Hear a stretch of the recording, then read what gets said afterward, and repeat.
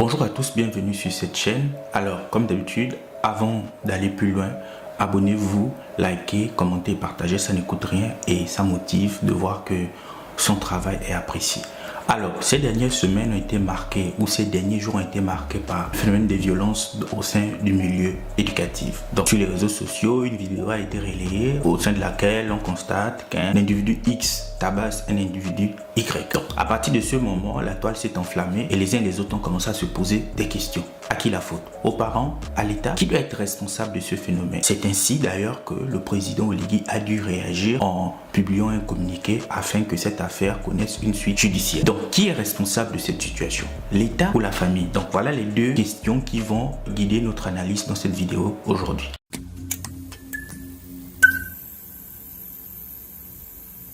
Alors, qui est responsable du phénomène des violences en milieu scolaire? Certains disent l'État, parce que l'État est le garant du bon fonctionnement de la société. Et comme ces violences ont lieu dans les établissements qui sont sous la tutelle du ministère de l'Éducation nationale, certains pointent rapidement l'État en disant que c'est l'État qui doit mettre en place des mesures. C'est l'État qui doit finalement trouver une solution à ce problème. Même lorsque le phénomène a eu lieu hors de l'école, certains estiment que ce sont des élèves et qu'à partir de ce moment, c'est l'État qui doit prendre la responsabilité.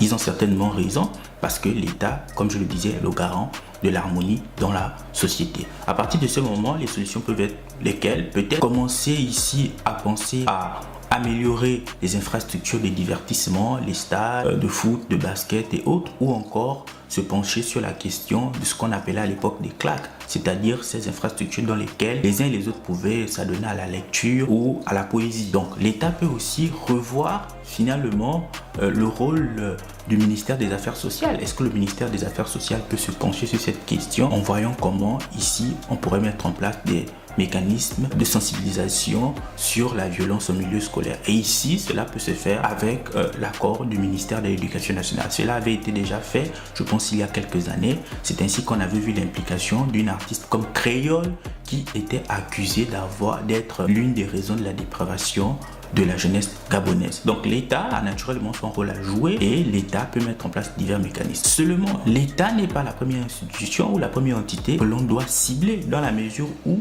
il y a un cadre bien précis et ce cadre, c'est la famille.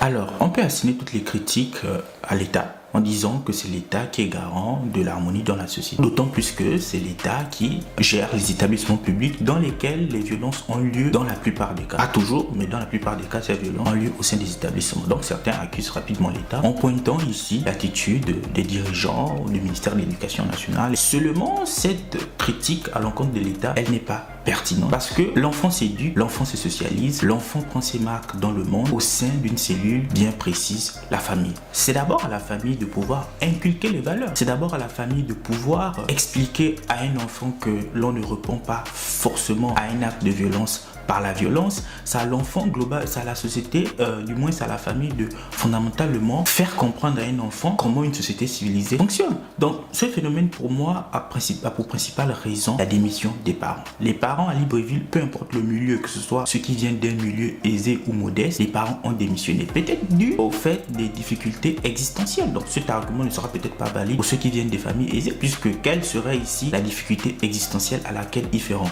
Ils n'auront pas de problèmes d'argent, des problèmes de chômage, etc. Cependant, on doit toujours ici garder en tête que ceux qui font l'éducation d'un enfant, ce sont les parents. Donc les parents sont pour moi les responsables de ce phénomène parce que beaucoup de parents ont démissionné. Comme je le disais, peu importe le milieu social, on se rend compte que depuis une dizaine d'années, les parents ne font plus ce qu'ils doivent faire, c'est-à-dire inculquer des valeurs aux enfants. Parce qu'on constate tout simplement que les grands délinquants à Libreville, ce sont souvent des adolescents de 13, 14, 15, 16, voire 17 ans. Ce qui est d'autant plus alarmant, alors que dans les années 90, ce qu'on appelait les cool mongers, c'était des adultes, des personnes qui avaient peut-être 30, 40 ans, 25 ans. Mais aujourd'hui, les grands criminels à Libreville, ce sont des adolescents. Donc cela reporte finalement la problématique sur les parents. Que font les parents? Est-ce que les parents jouent réellement leur rôle? Est-ce que les parents sont toujours aujourd'hui les garants de l'éducation de leurs enfants, ou c'est tout simplement la télévision, la rue qui éduque les enfants? Donc l'une des raisons ou l'un des domaines sur lesquels on peut s'appuyer en tant que parent, c'est notamment le cadre religieux. Pour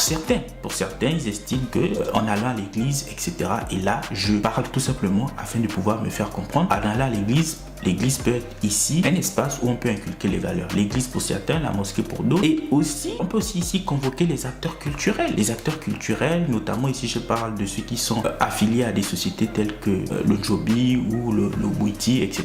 Et toutes ces sociétés traditionnelles qui peuvent aussi apporter leur pierre à l'édifice dans l'éducation de la jeunesse gabonaise, en finalement peut-être rencontrant les parents et peut-être ici s'appuyer ce qui a fait ici la base de l'équilibre social dans les sociétés africaines précoloniales. Donc pour moi, ceux qui sont responsables de ce phénomène, ce sont les parents. C'est les parents qui doivent prendre leur rôle au sérieux, leur rôle d'éducateur. En général, ce qu'on constate avec les parents, c'est qu'ils délèguent effectivement l'éducation de leurs enfants, qu'ils confondent à l'instruction à l'État. Lorsqu'un enfant a pu avoir à manger, à boire, il peut se vêtir, il a l'argent du taxi, comme on dit au Gabon, ça suffit. Alors que cela n'est pas fondamentalement ce qui pourrait être un schéma d'éducation pour un enfant qui sera ici demain le responsable du bon fonctionnement de la société. Donc pour moi, ce sont les parents qui sont responsables de cette situation et à chaque parent de prendre ses responsabilités en fonction du cadre social et culturel dans lequel il se trouve. Donc merci d'avoir regardé cette vidéo. On se donne rendez-vous dans une prochaine vidéo. Au revoir.